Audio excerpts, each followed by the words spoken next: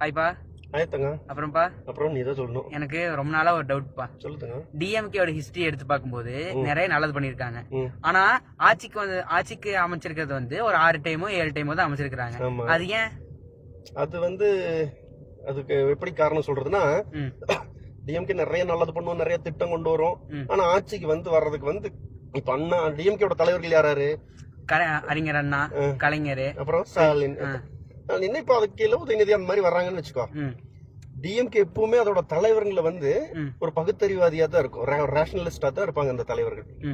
எந்த மதத்தையோ ஒரு கடவுளையோ சாராதவங்களா இருப்பாங்க.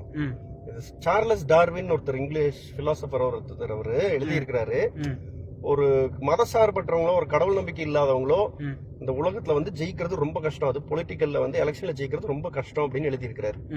புரிஞ்சுதா? நம்ம ஜெயிக்கவே அந்த மாதிரி இருக்கிறவங்க ஜெயிக்க முடியாது. இப்ப நார்மலா எல்லா இடத்துக்கும் எடுத்துக்குவேன். அறிஞர் அண்ணா இருந்தாரு, கலைஞர் இருந்தாரு. அதுக்கப்புறம் ஒரு ஆன்மீகவாதியா காட்டிக்கிட்டு எம்ஜிஆர் ஜெயிச்சிட்டாரு. அப்புறம் அதுக்கப்புறம் ஜெயலலிதா ஆன்மீகவாதியா காட்டி ஜெயிச்சிட்டாங்க. ஆனா ஜெயலலிதா அவ்வளவு பெரிய ஊழல் பண்ணி, அவ்வளவு பெருசா 91 to 96 வரைக்கும் பயங்கரமா ஊழல் பண்ணி பயங்கர பிரச்சனையாகி, இவ்வளவு கோடி ₹1 சம்பளம் வாங்குறான்னு ஏகப்பட்ட இது பண்ணி அவங்க தோத்து மறுபடியும் 2001 ஜெயிச்சிட்டாங்க. சோ அந்த மாதிரி இருக்கிறவங்க ஈஸியா ஜெயிக்கலாம். இப்ப விஜய் சர்ச்சுக்கு போறாருன்னா அந்த நம்பிக்கை இருக்கிறவங்களும் ஓட்டு போடுவாங்க, கோயிலுக்கு போறாருன்னா அந்த நம்பிக்கை இருக்கிறவங்களும் ஓட்டு போடுவாங்க. சோ உனக்கு ஏத்திஸ்ட் கம்மியா தான் இருக்காங்க. சோ ஆனா அவங்கதான் புத்திசாலித்தனமா அறிவியல் பூர்வமா சிந்திப்பாங்க. புரிஞ்சுதா? உலகத்திலேயே நிறைய இப்ப டாக்டர்ஸும் சரி இன்ஜினியர்ஸும் சரி அறிவியல் பூர்வமா சிந்திக்கிறவங்க தான் ஒரு டாப் லெவல்ல இருப்பாங்க.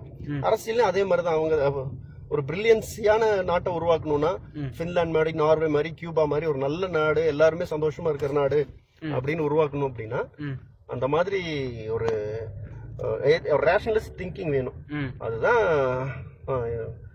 திமுக ஆட்சிக்கு வர்றது ரொம்ப சிரமமா இருக்குது. நம்ம வர்றதுதான் சிரமம், ஆனா நம்மளோட திட்டம் தான் ரொம்ப நல்ல திட்டம். அப்புறம் ஒண்ணு என்னன்னு கேட்டீங்கன்னா, நம்ம திட்டம் எப்படி இருக்கும்னா, ஒரு பிச்சைக்காரர்கள் ஓட்டு போட்டால ஜெயிக்க மாட்டாங்க, ஆனா பிச்சைக்காரர்கள் மறுவாழ்வு மையம் கொண்டு வருவோம். திருநங்கைகள் ஓட்டு போட்டு ஜெயிக்க மாட்டோம், ஆனா அவங்களுக்கான வாரியமே இந்தியாவில முதல் நம்ம தான் அமைச்சோம். இந்த மாதிரி நிறைய திட்டங்கள் கீழே இருக்கிறவங்களுக்கும் ஓட்டுக்காக திட்டம் போட மாட்டோம்.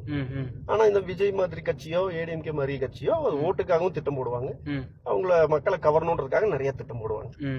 காரணம்.